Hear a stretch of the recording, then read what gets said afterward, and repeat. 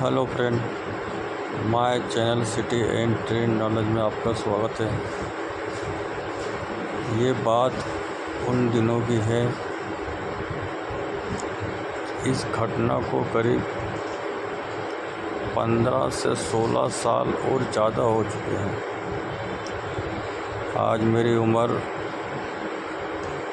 41 साल 41 की एज है और यह बात करीब जब मैं 15-16 साल का था तब की बात है। और हमारी जो बुआ रहती हैं उस समय मेरे पिताजी भी साथ में थे। उसमें मेरे पापा के भतीजे के बच्चे थे 3। मेरे पापा, मेरे मम्मी, मैं, मेरा भाई और एक और मेरे पापा के भतीजे थे, उनके 2 बच्चे। कम से कम हम 10 से 12 जन करीब थे। और हमारी वहाँ पर बुआ रहती थी, उनके पति ख़त्म हो चुके थे। उनकी एक लड़की उनके साथ में रहती थी जिसकी शादी नहीं हुई थी, तो वो दौलतपुर गांव में रहती थी। और दौलतपुर गांव जो है कि फपून, जो कि औरैया ज़िले में आता है, कानपुर से करीब 60-70 किलोमीटर की दूरी पर है। और औरैया ज़िले के अंदर वह औरैया जो फपून स्टेशन है, जिसे डिबियापुर नाम से भी बोला जाता है, तो उस स्टेशन से करीब हम जब वहाँ से गए तो सबसे पहले हमने पैसेंजर ट्रेन पकड़ी। और पैसेंजर ट्रेन पकड़ के हम औरैया फपून में जाके उतरे। फिर वहाँ से हमने टांगा करा और टांगे में हम सब बैठ के, क्योंकि टांगे वाला अंदर तक नहीं जाता था, तो उसने हमें सड़क पे जहाँ से गांव चालू होता है वहाँ हमने उसको उतार दिया। उसके बाद वहाँ से जो हमारा दौलतपुर गांव था जहाँ हमें जाना था, वह करीब 3 कोस था।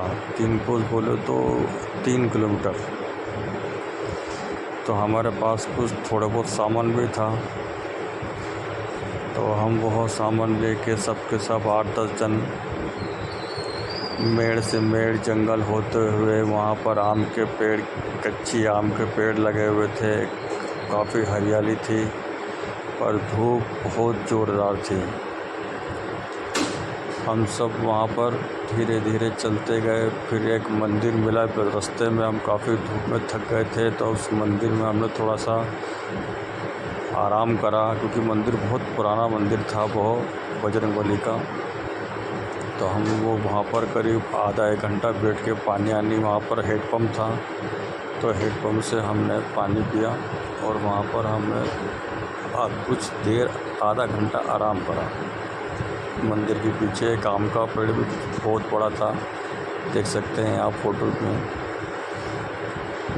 फिर वहाँ से हम धीरे धीरे चल दिए और जाके हम हमारे बुआ के घर पहुँचे जाके। और पहुँचते पहुँचते हमको रात के 7 बज गई थी। और हमारे बुआ को मालूम था अपने कि हमने टेलीग्राम कर दिया था, उस समय फ़ोन नहीं चलते थे। तो उन्होंने अरहर की दाल, जिसे शहर में तुअर की दाल बोला जाता है, और चावल, रोटी सब तैयारी करके रखी थी उन्होंने।